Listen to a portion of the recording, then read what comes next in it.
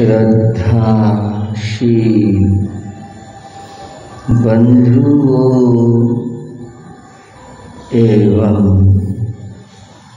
श्रद्धाशील बहन, चातुर्मास का चतुर्थ चौथा महीना प्रारंभ हो चुका।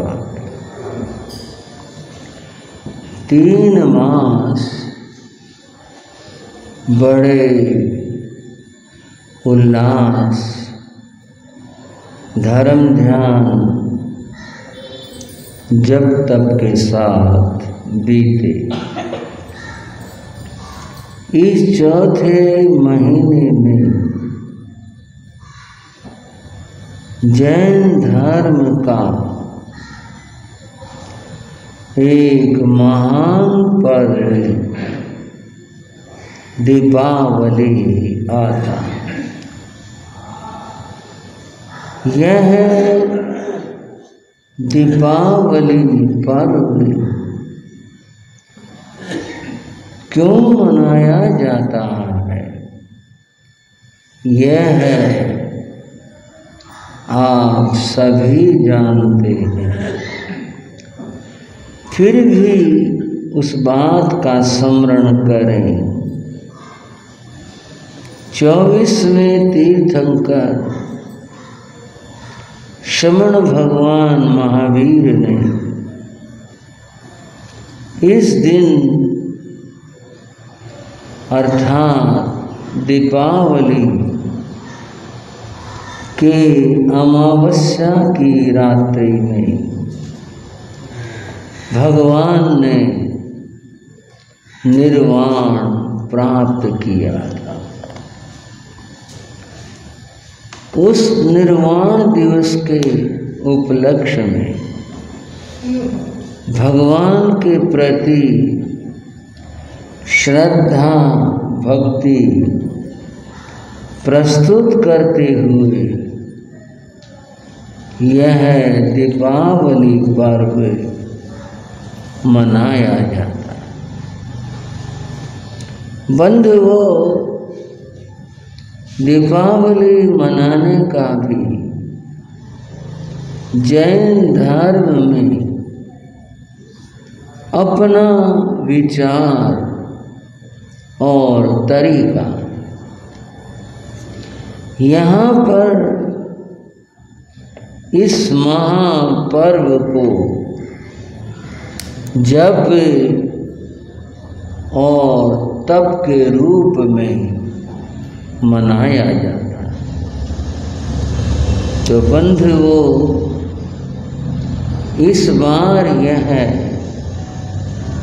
महोत्सव दीपावली महोत्सव 24 अक्टूबर को आ रहा है और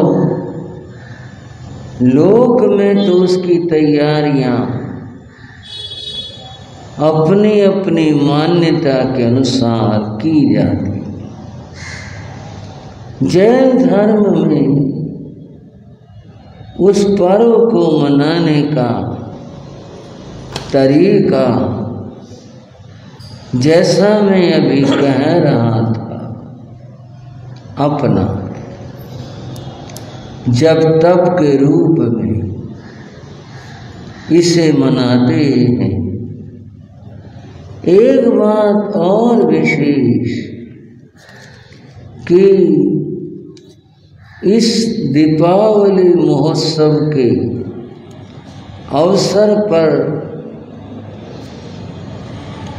श्री उत्तराधयन सूत्र की वाचना की जाती।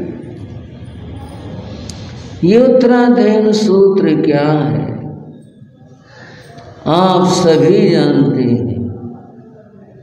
भगवान महावीर का ये अंतिम संदेश है जो उन्होंने अपने निर्वाण वेला में लोक कल्याण के लिए दिया था। उसकी वाचना स्वाध्याय इस अवसर पर की जाती है। हम भी यहाँ इस वाचना को प्रारंभ करेंगे, परंतु कल से करेंगे। आज थोड़ी सी बातें श्री उत्तराध्ययन सूत्र के विषय में समझ है। कोई भी ग्रंथ हो, पुस्तक हो, उसके परिचय में दो बातें आवश्यक है। एक तो यह है पुस्तक का, ग्रंथ का नाम क्या, दूसरी यह है उसका लेखक कौन है। फिर आगे बात होती है उसने क्या बताया, उसमें क्या संदेश है, ये आगे की बात है। तो आज हम इन्हीं दो बातों को या तीन बातों को समझेंगे कि ये उत्तराध्ययन सूत्र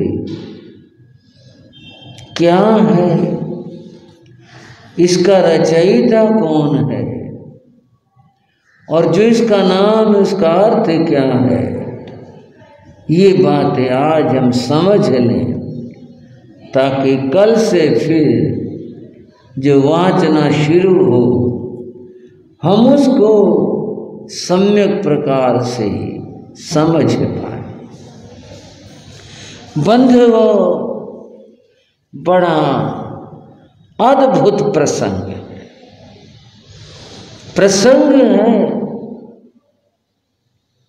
शासनपति श्रवण भगवान महावीर लोक कल्याण के लिए अपनी धर्म यात्रा कर रहे थे। उनकी यात्रा के बारे में आता है, गामानुगामम द्विजमाने, एक गांव से दूसरे गांव, एक नगर से दूसरे नगर में होते हुए, वहां स्पर्शन करते हुए भगवान विचरण करते थे। ऐसा नहीं था किसी खास जगह पर ही जाना, गामानुगाम एक गांव से दूसरे गांव, ऐसे प्रभु का विचरण था।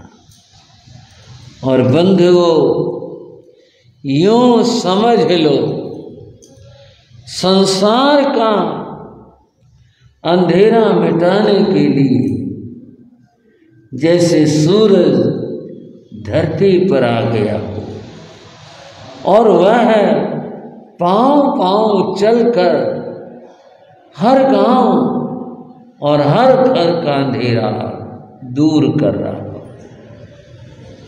तीर्थंकर ज्ञान के सूर्य होते और अंधकार अज्ञान को कहते। वह ज्ञान का सूर्य यूं पांव कैसे कहूं, मंगल चरण, उनके मंगल चरण गांव गांव होते हुए विचरण कर रहे थे। भगवान का उपदेश सुन करके न जाने कितने कितने लोगों का कल्याण हुआ था, उनका अंधकार दूर हुआ था, ज्ञान का प्रकाश उन्होंने पाया था। धन्य हो प्रभु को, धन्य हो उन सबको भी जिन्हें भगवान के दर्शन हुए, और जिन्होंने भगवान की वाणी सुनी और फिर अपनी आत्मा का कल्याण, उन सब को धन्य हो। ऐसे प्रभु का विचरण चल रहा था। उस जमाने में महावीर के युग में एक नगर था जिसका नाम अपापा था। अपापा का अर्थ है जहां पाप नहीं होता। मैंने सुना कुछ नगरों में प्रतिबंध है, वहां अंडे नहीं बिक सकते, मांस की दुकानें नहीं खुल सकती। ऐसे नगरों के अंदर बंधुओं सुनते हैं, कुछ लोग शिकायत भी करते हैं, कुछ लोग उसे सही भी बताते हैं। जो वर्तमान के तीर्थ हैं, सनातन धर्म के भी, जैन धर्म के भी, वहाँ इन चीज़ों के ऊपर प्रतिबंध। अपापा में भी प्रतिबंध हो, इसका नाम ही अपापा है, जहां पाप नहीं होता। वो सचमुच में वो नगर पवित्र होते। बहुत बड़े भवन बन जाएं, बहुत अच्छे भवन बन जाएं, वहां के मार्ग पथ सुंदर हो, इससे वो नगर पवित्र नहीं होता। नगर वो पवित्र होता है जहां पाप न हो, पापों पर पाबंदी हो। ये नाम ही बता रहा है, अपापा, वह नगरी जहां पाप न हो। यहाँ के राजा का नाम हस्तिपाल था। क्या नाम था? यहाँ के राजा का नाम हस्तिपाल। जब ये नगर में ये स्थिति है तो इसका मतलब राजा अवश्य धार्मिक होगा, और वो धार्मिक था। वह महावीर प्रभु का परम उपासक था। भगवान के प्रति उसे अपार श्रद्धा थी, और समय समय पर राजा हस्तिपाल भगवान के दर्शनों के लिए जाता रहता था। यही तीर्थ यात्रा है जो गुरु के दर्शन के लिए जाते हैं, गुरु संत के दर्शन करते हैं, वो तीर्थ यात्रा करते। मैं कोई इस अवसर पर, पवित्र अवसर पर आलोचना नहीं कर रहा, लेकिन तथ्य है यह, वो तीर्थ यात्रा कभी नहीं होती जहां जाकर कोई किसी तरह का नशा करे। वो स्वयं भी पतन के रास्ते पर हैं, और जहां गए हैं वहां अपवित्रता फैला रहे। जो बुराइयों को छोड़ दे, श्रद्धा में भरकर संत के, गुरु के दर्शन करे, सच में वो तीर्थ यात्रा। हस्तिपाल ने मंत्री से कहा, मंत्री वर, आराध्य महाप्रभु आजकल कहाँ विचरण कर रहे हैं? हमारा मन है प्रभु के चरणों में चलें और भगवान के दर्शन करें, भगवान के दर्शन करके अपने नेत्रों को धन्य करें। प्रशांत विहार में जब इन नेत्रों से हम किसी संत के दर्शन करते हैं और अपने चिंतन में जब प्रभु को लाते हैं, ये नेत्र धन्य हो जाते हैं, हमारा अंतर धन्य हो जाता है। धन्य है वो लोग जो भगवान के प्रभु के दर्शन की बात सोचते हैं, और धन्य है वो आंखें जो भगवान के और संत के दर्शन करते। मंत्री पता करो भगवान कहाँ है, हम चलेंगे भगवान के दर्शन करें। मंत्री ने पता किया, राजा को बताया कि आजकल भगवान यहाँ से हमारे स्थान से 9 योजन दूर पर है, तो चलेंगे हम। भावना की बात बता देता हूं आपको। पूज्य गुरु महाराज मायाराम जी के कई भक्त ऐसे थे कि गुरु महाराज आस पास 5-7 कोस, उस जमाने में कोस ही था, होते तो वो प्रवचन सुनने के लिए जरूर जाते थे। कोई व्यंग नहीं, केवल शुद्ध प्रेरणा है। और नगर में संत हो, अब लाभ ना लें तो हमारे लिए सोचने की बात है। वो लोग सचमुच में कितने अच्छे थे, कितने श्रद्धालु थे। 5-7 कोस तक के, जहां पता कि आज गुरु वहां है, चलो दर्शन करके आएंगे, चलो प्रवचन सुन के आएंगे, कितना अच्छा। बंधुओं, आप भी अपना मन ऐसा ही बना लो। इसमें आप कहीं मेरे को ना जोड़ो कि साधु अपने पास बुलाने के लिए कह रहे हैं। मैं आपको जगाने के लिए कह रहा हूं। जहां संत हो, नगर में हो, पास पड़ोस में हो, दर्शन करके आओ, अपने आप को धन्य बनाओ। राजा ने कहा, मंत्री हमारी तैयारी करो, रथ मंगवाओ, हम भगवान के दर्शन के लिए जाएंगे। बंधुओं, रथ आ गया। एक और बात आपको बताऊं, माता देवकी के प्रसंग में भी आया, यहां भी आया, और जगहों पर भी आया। क्या आया? धम्मी है धार्मिक रथ मंगवाया। तो रथ होते हैं, ये तो सब उस जमाने में कास्ट के लोग के जैसे भी होते थे। ये धम्मीय शब्द क्या आया? धार्मिक रथ मंगवाओ। बंधुओं, उन्होंने धर्म कार्यों के लिए अपना यान रथ रखा हुआ था। ये न हो कि रथ राजा साहब ले गए, रथ वहां गया हुआ, अब तो जा नहीं सकते, ये समस्या न हो।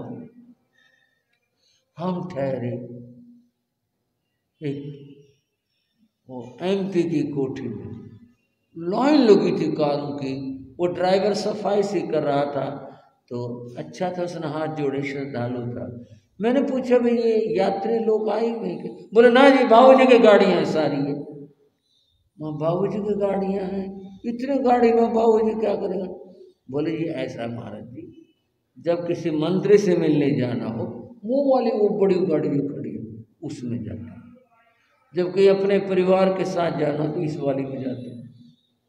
और किसी कार्य के लिए जाना हो, मैंने कहा फर्क? बोले फर्क ये पता चलता है कि मंत्री के मिलने के लिए छोटी सी गाड़ी में गए, क्या हैसियत इस आदमी की, उसमें जाते हैं। मैं ये प्रेरणा नहीं दे रहा, आप भी कहना और बड़ी सी गाड़ी लाओ ताकि हैसियत का पता चले। मैं यूँ कह रहा हूँ, दुनिया के लिए सारी बातें सोची जाती हैं। कई बार हमारी माताएं बहनें कहना, बहन क्या बात है, इधर मर्जी गाड़ी नहीं था तो जाते, गाड़ी चलेगी वहाँ क्या करते? सिफारिश कर रहा हूँ आपकी, अपनी बहनों की। धम्मी है धार्मिक रथ माता देवकी के लिए आया। आप शास्त्र देखेंगे, धार्मिक रथ में बैठ करके गई। उसका और कामों के लिए प्रयोग ही नहीं था। मैं भगवान के दर्शन करने जाना, ये नहीं रथ समय पर मिले नहीं और हम वंचित रह जाएं। रथ खड़ा हुआ तैयार है, चलो जब भी मन करे जाओ। राजा हस्तिपाल ने अपना धार्मिक रथ मंगवाया, उसमें आरूढ़ हुए बैठे मंत्री साथ था, और लोग भी जितने मित्रगण थे जो बैठ सकते थे, हो सकता था, उसमें सवार हुए भगवान के समोसन। भगवान के दर्शन करके धन्य हो, प्रभु के दर्शन करके आंखें धन्य हो गई, सिर झुका करे सिर धन्य हो गया, भगवान के दर्शन करके बैठे, देशना सुनी और कुछ बात हुई, चलना था। आखिर गृहस्थ हैं, चाहे राजा हो चाहे कोई हो, अपने घर तो लौटना होता है, चलना था। राजा उसके मंत्री खड़े हो,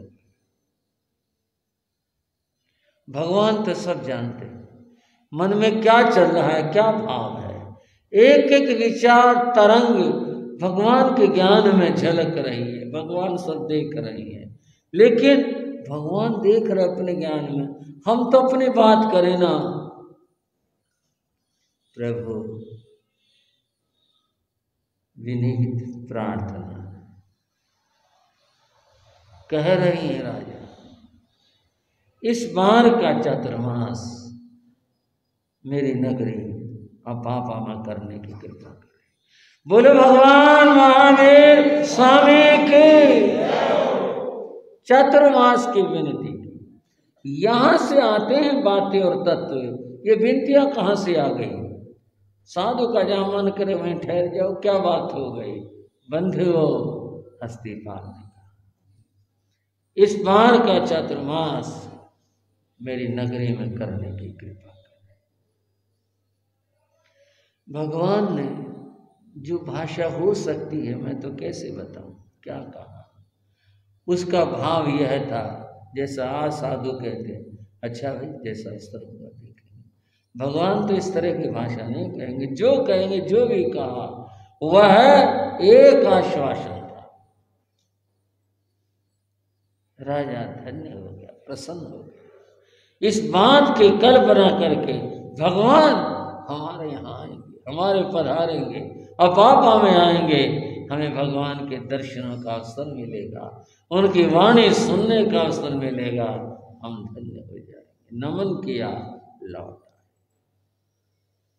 अब थोड़ी बात हल्की फुल्की सी कर, प्रशांत विहार वालों, हाँ भाई महाराजों का चमास मना लिया, देखो आ जाएंगे, अभी पता नहीं चला कौन सी तारीख में आएंगे, बाकी अब तो आएंगे ही, हमारे चातुर्मास है जरूर आएंगे। क्यों जी, यही बातें होती है ना, गृहस्थों में यही चर्चाएं होती हैं। राजा की मंत्री की क्या चर्चा है, क्या बताऊं। राजा हर्षित था, भगवान पधारे और बंधुओं समय, आषाढ़ मास का समय, आषाढ़ मास बंधु तब बादल आने शुरू हो जाते। महाकवि कालिदास ने कहा, आषाढ़स्य प्रथम दिवसे मेघ मां श्रेष्ठ सानो वप्र क्रीड़ा गज प्रेक्षणीयम ददर्श। कालिदास ने कहा आषाढ़ महीना प्रारंभ हुआ और बादल दिखाई दिया, और फिर वो बादल किस तरह से आ रहा था, हवा में तैरता घुमड़ता उमड़ता हुआ। उसने कल्पना की जैसे कि हाथी क्रीड़ा कर रहा हो, क्योंकि हाथी का वर्ण भी श्याम होता है, बादल श्याम वर्ण के भी होते हैं और भी होते हैं। ऐसा काला बादल आ रहा क्रीड़ा करते हुए, कितना हर्ष भरा लग रहा है। भारी गर्मी के बाद जब बादल दिखाई दे, लो भाई देखो अब गर्मी मिटेगी, हर्ष हो बंधु। और फिर आषाढ़ मास भगवान ज्ञान का प्रकाश बांटते हुए अपापा पुरी में पधार जाते हैं। भगवान का यह आगमन, मंगलमय आगमन कितना हर्षपूर्ण था। और फिर एक बार हम भी भगवान के आगमन में शामिल होते हैं, क्यों नहीं होंगे? आओ जरा, बोलो भगवान महावीर स्वामी के, बोलो शासनपति भगवान महावीर स्वामी के, प्रेम से बोलो, सारे बोलो, प्रेम से बोलो, सारे बोलो, बोलो भगवान महावीर स्वामी के। भगवान पधार। राजा बिना उपानद के, बिना पाँव में जूती डाले राजा है वह, बिना उपानत बिना पाँव में जूते डाले भगवान के साथ साथ अनुगमन करता हुआ भगवान को लेकर के आता है। श्रावको, जमाना बदल गया, मेरी बात को व्यंग ना समझना, मैं तो सहज बात करता हूँ। साधुओं के रिवाज बदल गए, गृहस्थों ने भी सारे रिवाज छोड़ दिए। ये था श्रावकों में के संत के साथ चलते हुए जूते नहीं डालते थे।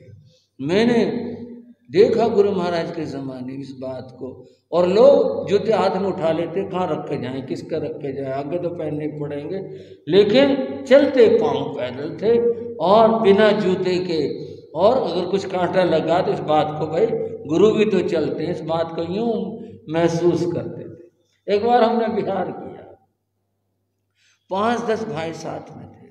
स्वभाव होता है कि भाई बहुत ही प्रसन्न चित्त, हंसमुख, ऐसे भाई उनमें थे, अभी भी ऐसे ही है। वो बिहार हुआ, वो मैं देख रहा था भाई लोग, वो रास्ते में कच्चा रास्ता था, इधर उधर वो झाड़ी थी बेरों वाली, तो 2 कदम पीछे से रहकर 5-7 बेर तोड़े और फाका मार लिया, देख मैंने भी लिया। वहां पहुंचे, एक भाई ने आपस में आनंद का था, बोले महाराज साधु के साथ चलने में कितने कर्मों की निर्जरा होती है। भाई बड़ा ऐसा सवाल लाए जैसे कि भगवान से पूछा करते थे। बोले जी साधु के साथ चलने में कितने कर्म निर्जरा होती है।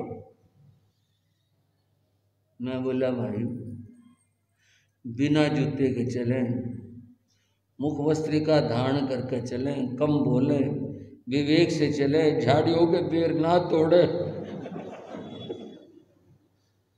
और भाई ठीक ठीक ऐसे चलें तो मगा बहुत कर्म निर्जरा होती है। और मगा वे कीड़े मकोड़े मारते हुए चले, झाड़ी के पेड़ काटते चले, वहाँ बहुत कर्म पड़ रहे। हंस पड़े वो भी आप, इसलिए मौके की बात होती है। बंधुओं, ये सब भक्ति और श्रद्धा। लोग मंदिरों में जाते हैं, अपने अपने धर्म स्थानों में जाते हैं और उपानद उतार कर जाते हैं, लेकिन हमारे यहाँ सारे रिवाज छोड़ से दिए श्रावकों ने। स्थानिक माने की बात हो, चाहे संतों के साथ चलने की बात हो, ये तो भक्ति है, श्रद्धा है। संत को क्या इस बात से भाई तुमने जूते पहरे जूते उतारे, तो आपका विचार, आपका विवेक, आपकी सोच है, आप क्या सोचते हैं, आप क्या विचार करते हैं। राजा बंधु हस्तिपाल बिना उपानद के चला, बिना जूतों के चला, भगवान के साथ में, भगवान के पास में, कितना अच्छा लगा। भगवान पधार गए और स्थान की आज्ञा तीर्थंकर भी लेते हैं। ये नहीं भाई उनके लिए तो क्या आज्ञा करेंगे, तो 3 लोग के स्वामी हैं, मालिक है, उनके लिए कौन सी बात है। नहीं, वो भी जहाँ ठहरेंगे आज्ञा से ठहरेंगे, बिना आज्ञा वो भी 3 लोग के नाथ, और वो भी आज्ञा लेकर ठहरते हैं। प्रभु ने भी स्थान की आज्ञा ली, और फिर उसका स्थान था रज्जुकशाला। रथशाला भी लिखा है कि वहाँ बड़ी जगह थी जहाँ राजाओं के रथ आदि खड़े होते थे, और खुली जगह थी जहाँ पर ठहरने का स्थान था। वो सब देखकर भगवान ने उसके लिए आज्ञा मांगी, और फिर आज्ञा देकर वो धन्य हो गए। वहाँ पर भगवान विराजमान, भगवान ठहरे। अब आप कहते हो भाई चातुर्मास का रंग बरसना शुरू हुआ। सावन भादे में सभी जगह रंग बरसते हैं, सभी जगह श्रावक श्राविकाएं धर्म लाभ लेते हैं। तो वहाँ भी धर्म लाभ लोग लेने लगे थे, खूब आ रहे थे। मनुष्य नहीं, देव और देवियाँ भी आ रहे थे, और इतना नहीं, तिर्यंच भी आकर जहाँ था बैठ जाते थे। अब ये क्या बात बताएं तिर्यंचों की, कई जगह देखने में आया, कई बार देखा ही है। कुत्ता आया और जूतों में बैठ गया, कथा खत्म, उठ के चला गया। अब हम क्या अंदाजा करें, झूठ लग जाए इस बात का भी डर है, उससे कुछ ज्ञान होगा। अगर ज्ञान ना हो तो आया क्यों, वहाँ पर बैठा क्यों। एक दिन तो चलो ऐसे आगा कुत्ता बैठ गया होगा, रोज आना का आना, कोई ना कोई तो मामला हो सकता है, क्या कह सकते हैं। इस बात को तो ज्ञानी ही जाने। और वहाँ तो फिर तीर्थंकरों की बात थी, उनके तो तिर्यंच भी आते थे, वो भी यथास्थान बैठते और भगवान की वाणी जब देशना खिरती, भगवान फरमाते, सब लोग सुनते, देव देवियाँ सुनते, तिर्यंच भी सुनते और देशना पूर्ण होने पर सब नमन करके अपने अपने स्थान को चले जाते। इस तरह धर्म का रंग बरसने लग रहा था। वर्षा, खूब वर्षा और अपापा धन्य हो गई, आस पास के सब लोग धन्य हो गए। सब आते थे भगवान की देशना सुनने के लिए, प्रभु की वाणी सुनने के लिए। 1 महीना बीता, 2 महीने व्यतीत हो गए। और बताऊं कि यह 50 और 70 की बात यूं आई कि भगवान ने 50 दिन बीतने पर और फिर संवत्सरी मनाई और फिर 70 दिन के बाद में विहार हुआ। ऐसा आता, बताओ, वो भी कल्प का पालन करते हैं, अन्यथा वो न करें तो और क्यों करेंगे। इस तरह का जो भी परंपरा रही या डाली या की गई वह सब पूरी हुई। कार्तिक मास आया और फिर कार्तिक मास में बीतना शुरू हो गया और फिर यूँ चलते हुए कार्तिक मास के बउल पक्ष यानी कृष्ण पक्ष कार्तिक मास का चल रहा था। और फिर भगवान ने जो कुछ कृपा की, जो फरमाया और सुनाया, जब कार्तिक कृष्णा चतुर्दशी आती है, भगवान उससे पहले धर्म देशना देने शुरू कर रहे थे। ये कुछ अलग सा हो गया। अलग कैसे? हर रोज तो एक पहर देशना देते थे, लेकिन तब तो भगवान निरंतर और निरंतर देशना दे रहे थे और ये उनकी 16 पहर तक देशना चली थी। तो बंधुओं, पहले भगवान ने जो धर्म देशना फरमाई वह विपाक सूत्र की थी। सुख विपाक, दुख विपाक, 55 उनके अध्याय थे। वो फरमाए पाप कर्म का फल कैसे होता है, पुण्य कर्मों का फल क्या होता है, यह बताया जो हमें समझना चाहिए और समझकर पाप से दूर रहना चाहिए तथा धर्म मार्ग के ऊपर बढ़ना चाहिए। उसके बाद पूर्ण होने के बाद फिर भगवान ने कुछ और फरमाना शुरू किया। वो क्या फरमाया, क्या बताया, क्या सुनाया, वो चर्चा कल आपके सामने होगी और फिर आप भगवान की वाणी सुनेंगे। आपके पास संभव हो उत्तराधयन सूत्र लाइब्रेरी में कई प्रतियां हैं, ले सकते हैं, साथ साथ में स्वाध्याय कर सकते हैं। नहीं हो तो श्री अमित मुनि जी से प्राप्त कर सकते हैं। लेकिन स्वाध्याय करनी है भगवान की वाणी की, श्री उत्तराधयन सूत्र की। क्या महिमा है उत्तराधयन सूत्र की, तो ये फिर कहेंगे, बताएंगे आगे। और अब नमोकार महामंत्र की जो चर्चा चल रही है उसके बाद सुनो सुनो जग वालो तुम नमोकार की अटल कहानी।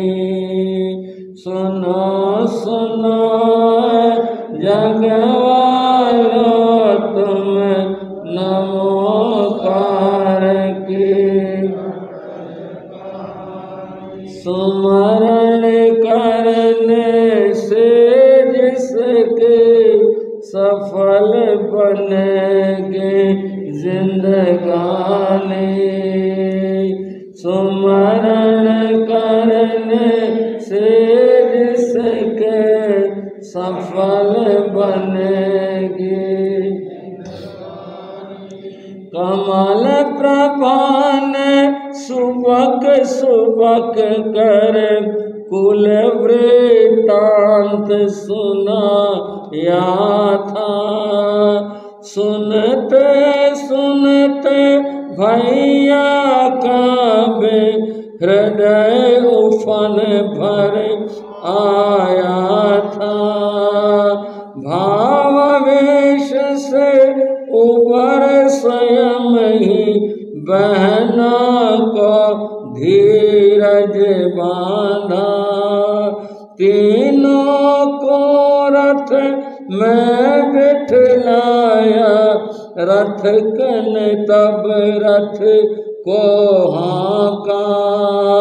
उनके संग ही 7 शतक की भी जगियो पुण्यवानी।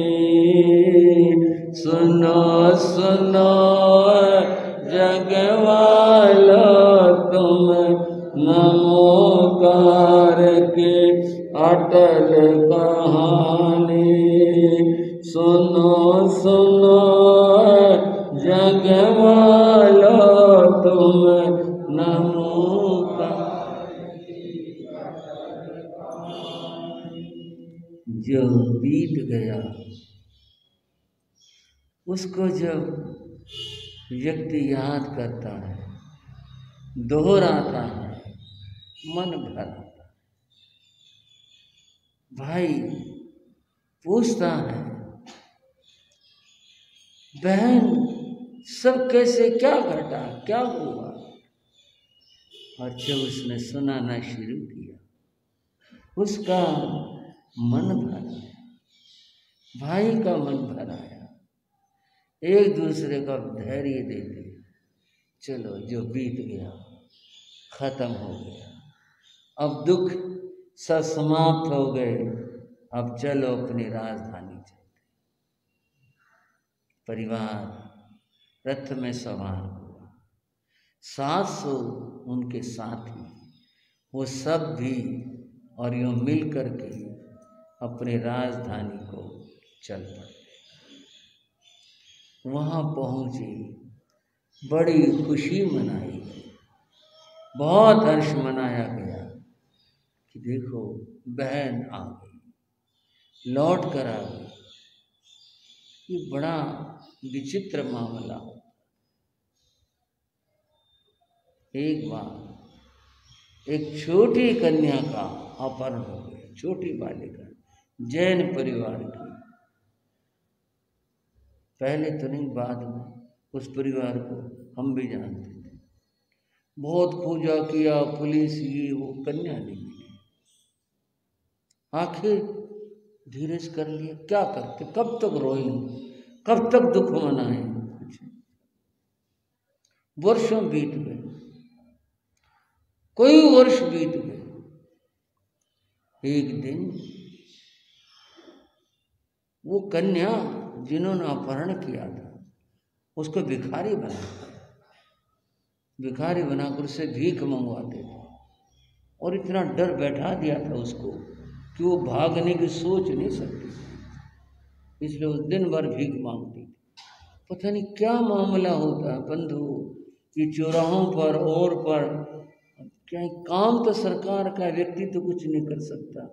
इनमें से कितने बच्चे ऐसे हैं जो अपने झोंपड़े से जुड़े हैं या अपहरित हैं, उठाए हुए, क्या मामला है, कुछ नहीं कह सकते। वो कन्या भीख मांगती थी और ले जाकर सब कुछ उस गुरुओं को दे दी थी। एक दिन वह अपने ही नगर में आ गई, बोलो ये तो भूल से आ गई है, क्या हुआ? और वो लड़की भीख मांगने निकली और वो दुकान दुकान मांग रही थी, वो अपनी दुकान पर आ गई। उसका बाबा बैठा हुआ था, लड़की ने बाबा को पहचान लिया, बोली बाबा बाबा। बाबा क्या पहचाना, चला यहाँ से, कौन है तू, भाग जा यहाँ से। तो बाबा, वो फिर बाबा करे, तो जाती है कि नहीं? सिर हो जाए बताओ पैसे लेने के लिए। वो तो ये सोच रहा था, वो कह रहे थे बाबा मैं आपके पोती हूँ। और इस मामले में अड़ोसी पड़ोसी भी आ गए, बोले क्या बात है लड़के, मेरा ये बाबा है। तेरा बाबा कैसे? मैं इनकी पोती हूँ। उनको बुलाया घर से महिलाओं को, पहचानना भैया, ये कह रही है कौन है? महिलाओं ने पहचान दिया, तो वो लड़की फला है एकदम से। फिर तो उसको घर ले जाना ही था, और फिर पुलिस में भी गए, कभी ऐसे ऐसे गिरोह की लड़के ऐसे हमारे आई है और वो तो विभाग हो के कोई हाथ नहीं आए, पलट किया। बोलो क्या कर्मों की क्या विचित्र बात है। बेचारी का अपहरण हो गया, कितने दुख पाए होंगे उसने, कैसे भटकी, कैसे वो हुआ, और फिर कैसे वह अपने घर भी पहुंच गई, कैसे हो गई। बंधु वो विचित्र मामला है। और तो और क्या, बाद में उस कन्या की दीक्षा हुई। जैन परिवार था, मैंने अभी बताया आपको। जब वो बड़ी हो गई, युवती हो गई और धर्म ध्यान करती, सामायिक संवर करती, फिर बाद में सतियों के संग से उसके मन में भावना आई और उसकी दीक्षा हुई। विचित्र बात है, आयु थोड़ी पाई उसने, फिर देवलोक भी हो गया। ये तो जीव के कर्मों का बड़ा विचित्र मामला है। कैसे, कहाँ से, किस तरह से क्या होता है। अब कमल प्रभा की बात आप ले ले, कितने सारे दुख भोगे पाए, और अब संयोग बना, कर्म निर्जरा हुई धर्म ध्यान से, नमोकार मंत्र की महिमा सामने आई, और अब सब ठीक हो गया। बंधुओं अब तो अपने महल में सब सुख संपदा सब है। मामा एक दिन कहता है अपने भांजे को, भांजे ये तुम्हारा घर है, तुम रहो आराम से, पर मेरे मन में इस बात का दुख है कि वे हमारी बहन ने कितने दुख पाए। जिसने ये दुख दिए हैं, राज धर्म कहता है वो अपराधी है, उसको सजा जरूर देनी चाहिए। तो मामा क्या करें क्या, मेरा मन है यह है, हम उस पर आक्रमण करेंगे और आक्रमण करके वो राज्य वापस ले। मामा जैसे आप समझो, जैसे ठीक। और फिर सेना को तैयार किया गया, सेना सन्नद्ध हुई और सेना ने कूच कर दिया और फिर उनके राज्य की ओर। और जब उन्हें पता चला कि सेना आ रही है आक्रमण के लिए, बंधु वो कथा बताती है कि वो लोग भयभीत हो गए। उन्होंने कहा मारे जाएंगे, समझौता ही ठीक है। और आखिर समझौते का उधर से प्रस्ताव आया, समझौते के लिए फिर मीटिंग हुई, फिर आपस में जाना पहचाना गया कि भाई ये कौन है, ये कौन है, ये कौन है। और अंत में फिर बिना किसी रक्तपात के यही हुआ कि भाई मैं राज्य छोड़ के चला जाता हूँ, राज्य श्रीपाल को लौटा देते हैं। और यूँ राज्य श्रीपाल को लौटाया गया और फिर श्रीपाल अपने पिता के स्थान पर फिर से राजा बन जाते हैं। और राजा बन करके अब वो अपना शासन चला रही हैं। श्रीपाल दयालु था, एक अच्छा व्यक्ति था, उसने किसी को सजा नहीं दी। चलो जो कुछ हुआ हो गया। अब यह है, अब तो आनंद के साथ में मंगल के साथ रह रही है। कमल प्रभा अब तो राजमाता हैं और मैना सुंदरी अब तो राजरानी है, क्या बात है। और श्रीपाल राजा बने हुए हैं। यूँ यहाँ तक हमारी कथा पहुँची। इसके बाद भी कथा के कुछ अंश रहते हैं जो कर्मवाद की बात को बताएंगे और फिर कथा पूरी होगी। आज की चर्चा यहीं तक।